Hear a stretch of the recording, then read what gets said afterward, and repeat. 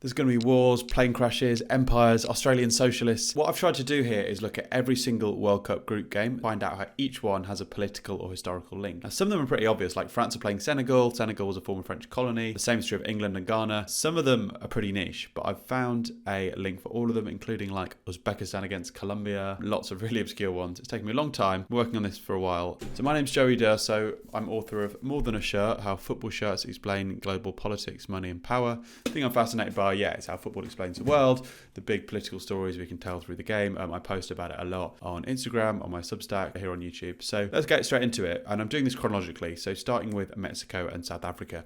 Now the link there is precious metals. Mexico's modern wealth is built on silver. The discovery of silver kind of changed Mexico forever. In South Africa, the link is gold. That kind of seam of gold near Johannesburg that really changed the economy of South Africa. And the next one, South Africa against the Czech Republic. Well, both countries got divorced, both separated from a neighbour. South Korea and the Korean War, of course, the Korean Peninsula was split into the communist north and capitalist south. Czech Republic, more peacefully, the Velvet Divorce after the Cold War split into the Czech Republic and Slovakia. On to the next day of the World Cup. The first game on Friday, the 12th of June, Canada against Bosnia-Herzegovina. Now, there's a big ethnic community of Bosnians in Canada, lots who moved in the 1990s after the Yugoslav wars, after the massacre at Srebrenica. One of the most famous Bosnian Canadians is the goalkeeper Asimir Begovic, who won the Premier League with Chelsea in 2017, played for Leicester and various other teams, who was born in Bosnia, but his family fled to Germany because of the war, and they eventually ended up in Edmonton, Canada. Another game that day, USA against Paraguay. Now, Operation Condor was a network of right-wing dictatorships backed by the US across South America during the Cold War, one of which, of course, was Argentina, which hosted the World Cup under dictatorship in 1978. One of them was Paraguay. The president was Alfredo Stroessner, had lots of US backing during his rule from 1954 to 1989. Now, Haiti against Scotland. The link here is sugar. Haiti, built on sugar plantations. Lots of the wealth of Scotland, particularly the city of Glasgow, was known as the second city of empire after London, was built on the wealth of sugar. Lots of Scottish planters were out in the Caribbean, mainly in Jamaica, which is pretty close to Haiti geographically. Haiti, of course, the influence there was French. Enslaved people, there was a revolution in Haiti, the slaveholder revolt, just after the French Revolution, which overthrew French rule. And Scottish planters in places like Jamaica would have panicked about that. So the link between the two is sugar. Australia against Turkey, the link is Gallipoli, which is a very gruesome First World War battle. It's kind of the origin story of both states in a way, because in Australia, Anzac Day, the Anzac Memorial, lots of Aussies died in that battle. It was really bloody and gruesome, and it sort of helped forge modern Australia's identity separate from the United Kingdom. As for Turkey, the leading commander in the battle was Mustafa Kemal Ataturk, who became the first leader of the new Republic of Turkey after that Ottoman Empire fell after the First World War. Part of his whole pitch, part of his credibility was being that very successful commander at Gallipoli. Brazil against Morocco. Now, this is about the Lusophone world, the Portuguese-speaking world. Now, the reason Brazil speaks Portuguese is partly because of Morocco. Portugal invaded the coast of Morocco in 1415, very early in the imperial era.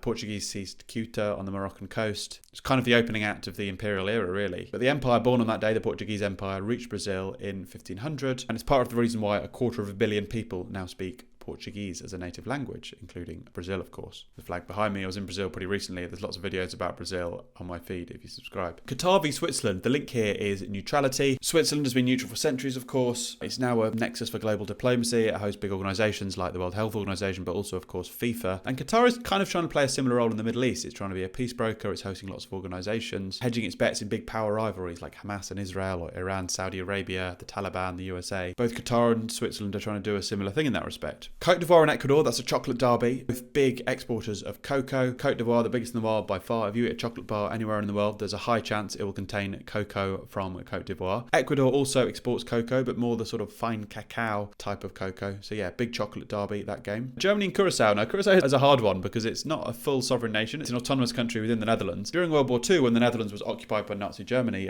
Curacao was part of the Dutch Empire back then, and it saw some conflict. It had lots of oil refineries. This was used by the Allies in the Caribbean, and its infrastructure was attacked by German U-boats in 1942. Netherlands against Japan. Now, the link here is Rangaku. Japan in the Edo period for over 2 centuries, from the 1630s, was very isolationist. It completely shut out all Western influences, banned Christianity, all that sort of thing. But there was one exception. The Japanese traded with the Dutch East India Company on the island of Dejima, which is a small artificial island off the coast of Nagasaki. As well as trading goods, the Japanese traded ideas, things about medicine, astronomy, science, and they called these Rangaku, or Dutch learning. So on to Sweden v Tunisia, the link here is pirates. In 1736, Sweden had a big problem. Tunisian corsairs, which are kind of state-licensed pirates, were rampaging around the Mediterranean, were capturing Swedish merchant ships, and Sweden responded with diplomacy. They signed a peace deal with the Beylik of Tunis, including kind of tribute gifts for safe passage, and the following year, Sweden opened a consulate in Tunis. The next game, Saudi Arabia against Uruguay, the link here is steak. So Uruguay, a massive exporter of steak. I was there recently. It's such a big part of the national identity. 80% of the land is used for livestock, famously high quality steak, and increasingly a lot of this is exported to the Gulf, to places like Saudi Arabia. It's a huge export market for halal certified beef. Spain against Cape Verde. Now this isn't a happy one, but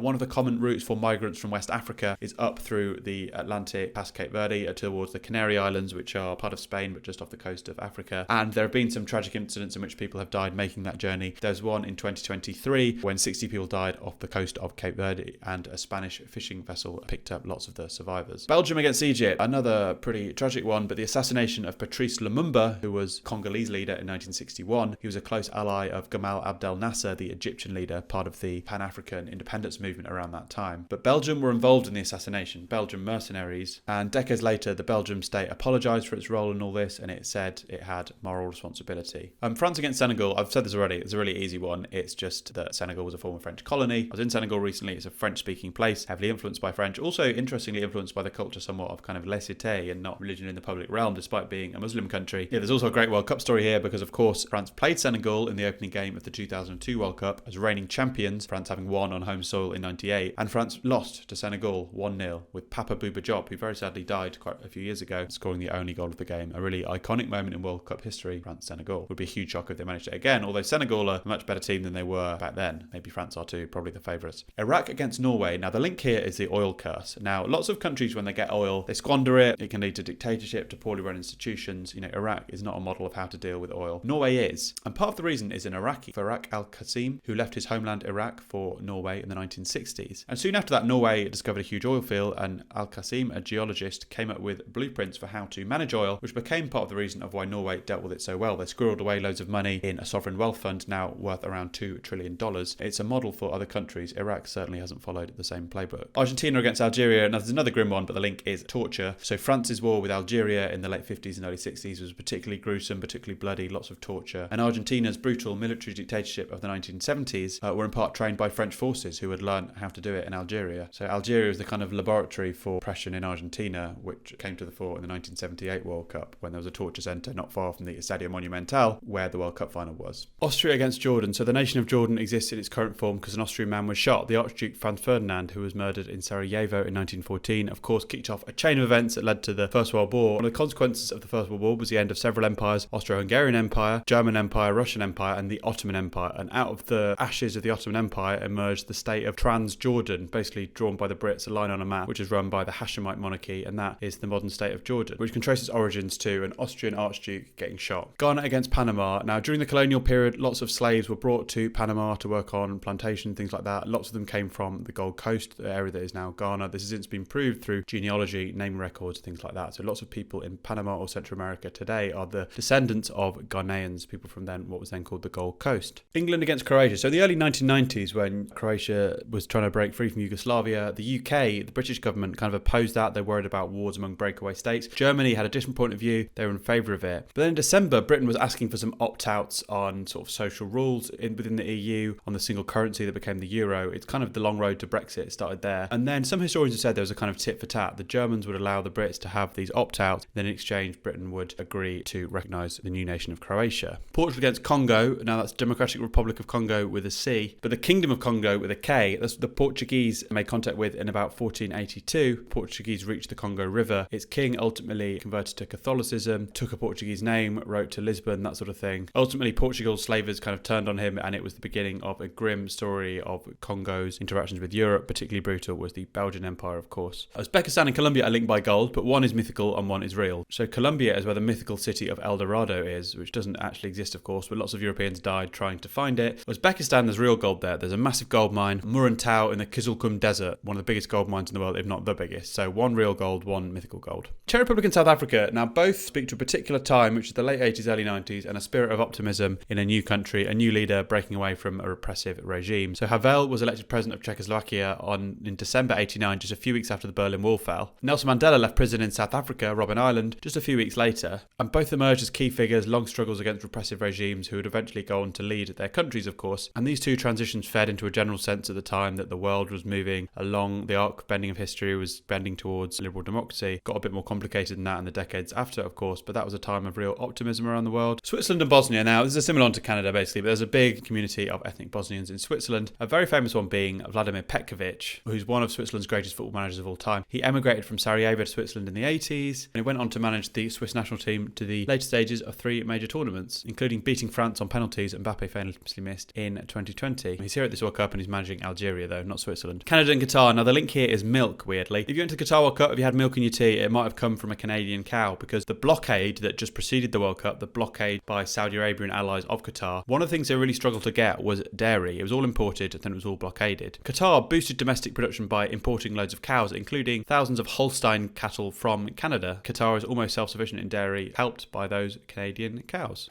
Mexico and South Korea. So May the 4th in Mexico is National Korean Immigrant Day, and there's a community of Koreans on the Yucatan Peninsula in Mexico. The story goes back to 1905 when a British ship left the port of Incheon in Korea, carrying 1,000 Koreans who'd been recruited by a Japanese labour company. They were meant to be there for 4 years, but in that time, Japan annexed Korea, so they couldn't go back, and they stayed there, and many of their descendants are still there today in the Yucatan in Mexico. Brazil against Haiti. The link here is peacekeeping. MINUSTA, the United Nations Stabilization Mission in Haiti, ran from 2004 to 2019. It was aimed at keeping the peace in Haiti amid widespread violence, and it was led by the Brazilian army and Brazilian officials. Scotland and Morocco. Now, the interesting thing here is both have historic ties to France. Scotland, the Old Alliance, spelled AULD, traced back to the 1200s when united in opposition to England a lot of the time is a unifying thing. It's a very old alliance, rivaled only perhaps by England's with Portugal. And Morocco, historic ties to France. It was a French protectorate. Lots of people speak French in Morocco today, so strong French links with both countries there. Turkey and Paraguay. Now, the link here is that both entered World War II really, really late in the day, both in 1945.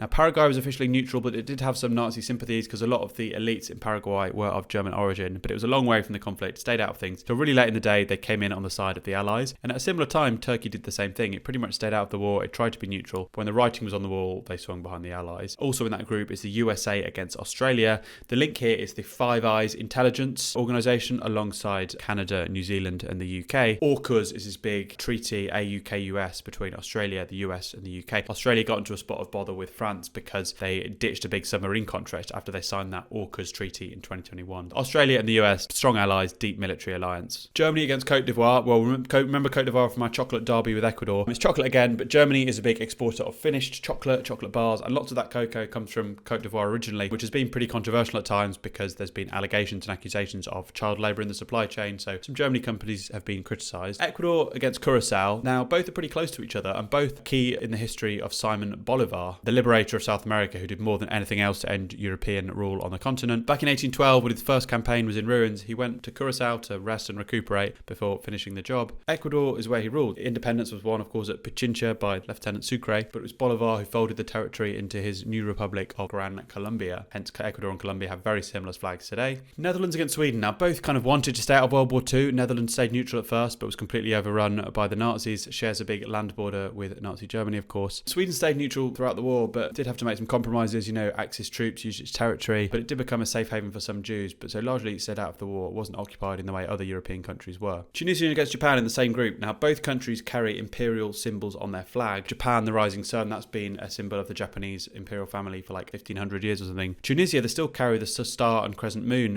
which is also seen on the flag of Turkey, of course, which was also the flag of the Ottoman Empire. Tunisia now an independent republic. Uruguay against Cape Verde. Now, the link here is Charles Darwin and evolution. So the HMS Beagle, the ship that Charles Darwin sailed around the world, famously visiting the Galapagos Islands, of course. And one of the first places he stopped was Cape Verde, and he apparently stood on a cliff there and thought, I really want to write a book. He later came to Uruguay and found lots of fossils and that sort of thing. So both along the route of Charles Darwin and his Beagle. Spain against Saudi Arabia. Now, this is all about the Moors, the Muslim people who occupied or ran Iberia, Spain and Portugal for hundreds and hundreds of years. So Islam rose in what is now called Saudi Arabia, Mecca, Medina, all that sort of thing. But a few decades later, they had gone through North North Africa and up into Iberia. They stayed there till about 1492. The Reconquista by the Roman Catholics kind of expelled the Moors. But the influence is reflected in lots of Spanish words today: Alhambra, Guadalajara, Gibraltar, things like that. Belgium against Iran. So in 2018, Belgian police foiled a plot by the Iranians to bomb an opposition rally near Paris. An Iranian diplomat was convicted and sentenced to 20 years in prison. But a few years later, Iran arrested a Belgian aid worker, Olivier van der Castille, and sentenced him to 40 years in prison. And eventually the two were swapped in a kind of hostage deal. So New Zealand against Egypt. The Battle of El Alamein in October 1942 was a big turning point in the Second World War. Churchill famously called it the end of the beginning. The 2nd New Zealand Division played a big role in that on what is now Egyptian territory. The Maori Battalion fought there too. Lots of losses for New Zealand troops. El Alamein.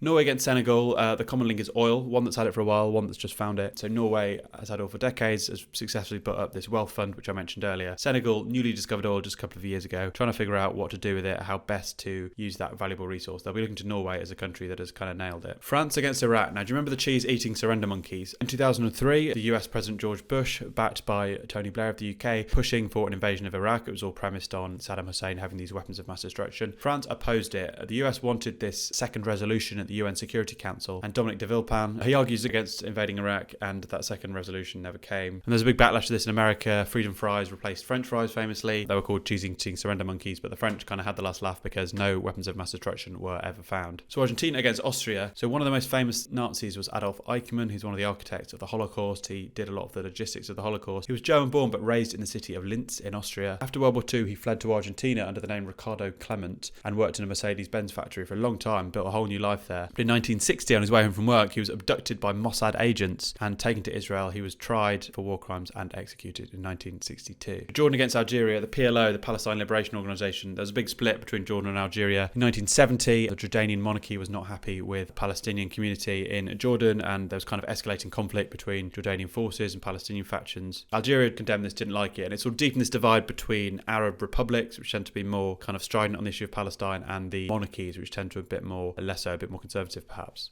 England against Ghana. So just like France against Senegal, this is another clash between coloniser and colonised. Ghana was one of the first countries in Africa to become independent in 1957. Kwame Nkrumah, who had been imprisoned by the British not long before, was released when his party won a landslide victory while he was in jail. Just a few years after independence, Queen Elizabeth II went to Ghana and famously danced with the president there in a real iconic image in the end of colonialism. Panama against Croatia. Now, this is one of the more tenuous ones, so tell me you've got a better one. Both were born through kind of violent breaks with larger states. Panama declared independence from Colombia in 1903. US naval forces were preventing Colombia from reasserting control as US forces were securing that zone to create the Panama Canal. And Croatia, of course, declared independence from Yugoslavia, as I've already mentioned, and then fought a really bloody war. Portugal against Uzbekistan. Now, this is quite a fun one. I like this one. So the Silk Road was the link between Europe and Asia, India, the Middle East, all these sort of silk famously, but all these goods that travelled from east to west that way. And Samarkand was the centre of that in modern Uzbekistan. Now, that was in the sort of the centuries leading up to the sort of 1500s. The Silk Road was massive. But then Portuguese explorer called Vasco da Gama discovered that it was quicker to get to the east, to get to India and places like that via the sea around the Cape of Good Hope around Africa. And that really, over the long term, lessened the importance of the Silk Road. So you can trace the declining importance of Samarkand, Uzbekistan, the Silk Road, from Portuguese explorer. And Vasco da Gama, of course, is the name of a football club in Brazil. I visited there a few months ago. Philippe Coutinho played there recently. Colombia and the Democratic Republic of Congo. So the link here is natural resources that can often be used to fuel violent conflict. So the coca leaf, which makes cocaine, there's lots of it in Colombia, and selling it has been used by armed groups like the FARC to fund their military conflict. In Congo, precious resources, precious metals, things like cobalt that can be used in mobile phones, again, have often been used by violent groups to fund conflict. Scotland, Brazil. Now, there's more of a football story, but lots of the origins of football are from Scots. So Charles Miller, who had a Scottish rail engineer father, is the man kind of most famous for bringing football to Scotland. Thomas Donohoe from Renfrewshire in Scotland is the man who people say organised the first match there.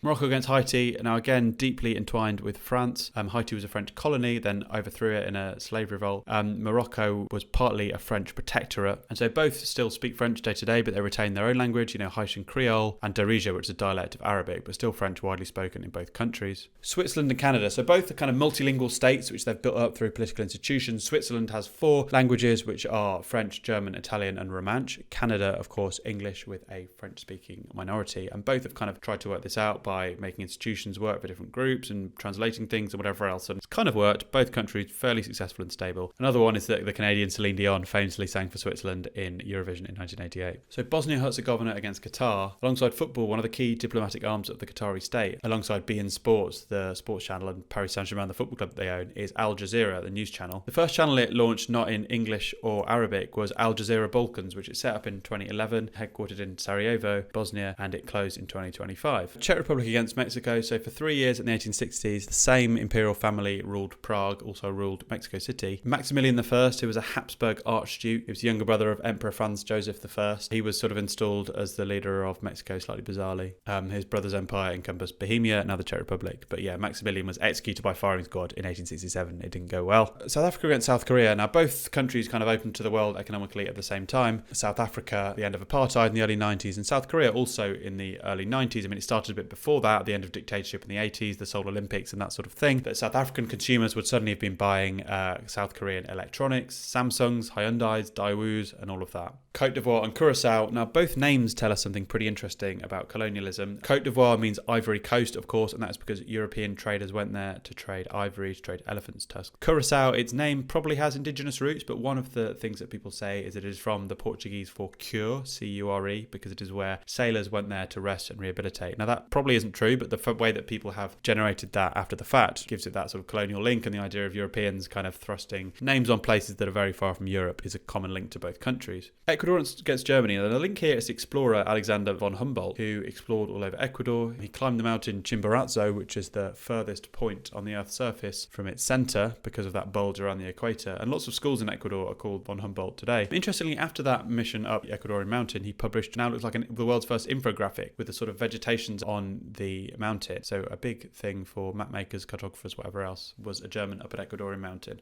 Japan against Sweden. Now, both are kind of rearming after a long time being quite the opposite, really staying out of armed conflict. Sweden was militarily neutral for over 200 years through Napoleon, Hitler, the Cold War, but joined NATO in March 2024. Japan has been constitutionally pacifist since the Second World War, since Hiroshima and Nagasaki, but it's recently been reinterpreting this Article 9 of its constitution, raising its defence budget because of, the rising power of China, and the common thread is the rising power of China and Russia and countries feeling more threatened. Tunisia against the Netherlands. So we spoke about pirates earlier with Tunisia against Sweden. There's also a pirate link with Tunisia and the Netherlands. Tunisian corsairs were stealing Dutch ships sort of in the 17th century. Famously, one of the corsairs was a Dutchman, Simon Danzer, or Zemen Danziger. He was caught and he was beheaded in Tunis. Turkey against the USA, strong military allies. Turkey kind of guarding that eastern flank of NATO. Turkey also hosts American nuclear weapons. I mean, bonds have been fraying a bit in recent years because of the Kurds, because of Russia, because of Erdogan himself, but still a very close military bond. Paraguay against Australia. Now, this is one of the most fascinating ones that I knew nothing about before doing this video. In 1893, hundreds of Australian socialists travelled to Paraguay to try and build this sort of utopia. They banned money, alcohol, private property, and they chose Paraguay because it had so much spare land, lost sparsely populated anyway, and in the incredibly brutal Latin American wars of the 19th century, it lost so many men, loads of land. The colony kind of fractured and collapsed, but lots of the settlers stayed, and their descendants are still in Paraguay with Australian surnames speaking Spanish. Norway against France. Now, both countries produced two of the most infamous collaborators of the First World War. One was Quisling,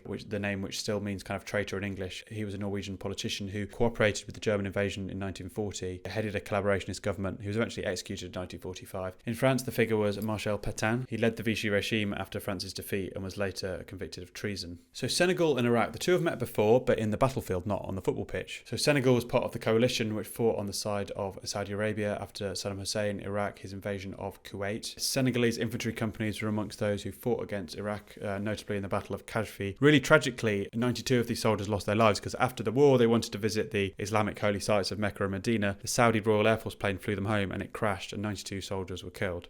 Egypt against Iran. An interesting link here, quite a lot of tension between these two countries. After the 1979 Islamic Revolution in Iran that overthrew the Shah who fled to Egypt, the Shah had also previously had an Egyptian wife. He was granted asylum by President Anwar Sadat. Sadat had made a peace deal with Israel that was very unpopular elsewhere in the Muslim world, particularly in Iran, and he was actually assassinated a couple of years later. And Egypt and Iran have had slightly shaky relations ever since that period. So New Zealand and Belgium, another war one. This is Passchendaele and the really grim First World War battle in October 1917. It was the bloodiest day in New Zealand's history. More New Zealanders died that day than any other day through terrorist attacks, earthquakes, anything else. There was so much heavy rain, the mud was so deep, many soldiers drowned in the mud, it was hideous, and lots of New Zealanders very sadly died that day on Belgian soil. Cape Verde and Saudi Arabia, now the link here is salt desalination. Both countries are very water scarce, but they survive by drinking the sea. Cape Verde has almost no fresh water of its own. It was big on desalination, as is Saudi Arabia, a massive desert of course. Uruguay against Spain. Now on the surface is a pretty straightforward one. The Spanish language. Spain colonised lots of South America, which gradually broke free. Uruguay emerged as a sort of buffer state between Brazil and Argentina. The territory is part of Spain's Rio de la Plata Empire, over the River Plate either side of Uruguay and Argentina. The whole thing eventually collapsed, but Uruguay kept the Spanish language and many traditions, the Catholic faith of course, although Uruguay is very secular these days. Panama against England. Now England is weird in football because it is not a sovereign country, right? The sovereign country is the United Kingdom, but competes separately as England, Scotland, Wales, Northern Ireland. But England's status as a constituent part of the United Kingdom is basically a relic of the Darien scheme in Panama. So in the late 17th century, a load of Scottish adventurers founded a trading colony in what is now Panama called the Darien scheme, but a lot of them got ill, a lot of them died, there was Spanish hostility, and it was a disaster, and it led to a sort of financial crisis in Scotland, and incentivized Scotland to join up with England basically. In the Act of Union 1707, which origin of the modern United Kingdom, and England and Scotland being separate in this country in this slightly confusing way, can trace its way back to the Darien scheme.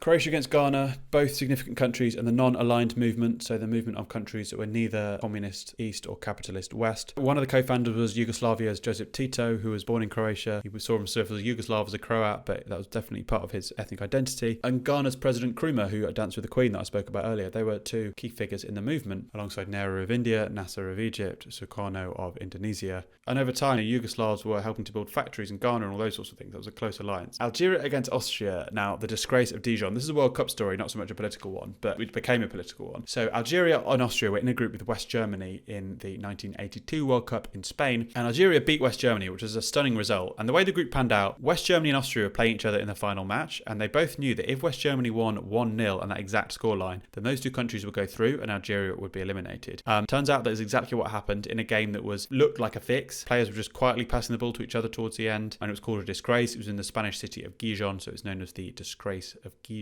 And since then, the last games in the World Cup are always played simultaneously to prevent that sort of situation where two teams can play out a favourable result and screw over the other teams that have played earlier in the day. So Jordan against Argentina. Now this was a tricky one, but lots of Arab immigrants came from the Levant, from countries like Jordan, Syria, Lebanon to Argentina around the turn of the 20th century. Even though the state of Jordan, as I spoke about earlier, didn't actually exist yet, but they were from that region. And they were known as Turcos or Turks because they had Ottoman passports, but they weren't really Turks at all, they were Arabs. And one bunch of them ended up in Chile, and they became Deportivo Palestino, a football team which I talk about in my book, More Than a Shirt, any opportunity to get a plug in. But one of those families, originally from Syria, produced Carlos Menem, who was president of Argentina for a decade and was often known as El Turco. So Colombia against Portugal. So the reason that Colombia speaks Spanish is partly to do with Portugal. In 1494, Spain and Portugal kind of split the unconquered world in two, drew a line down a map. Everything west of it went to Madrid, everything east of it to Lisbon. That's why Brazil is pretty much the only country speaking Portuguese, or the only major country speaking Portuguese in South America. The rest are Spanish speaking, including Colombia. Congo and Uzbekistan. We'll end on a slightly tenuous one. Both kind of landlocked in interesting ways. Uzbekistan is double landlocked alongside Liechtenstein, which means that all the countries bordering it are landlocked. The only two countries that can say that. Congo is almost landlocked. It's a huge country the size of Western Europe, but it has a narrow 40-kilometre coastline to the Atlantic. Okay, I hope you've enjoyed those. Some of those are very tenuous, some of them less so. I've really enjoyed doing this. Do subscribe, follow me on socials if you're interested. I write a weekly Substack, and when I talk about this sort of thing all the time. My book, More Than a Shirt, love it if you bought that. Thanks a lot. Cheers.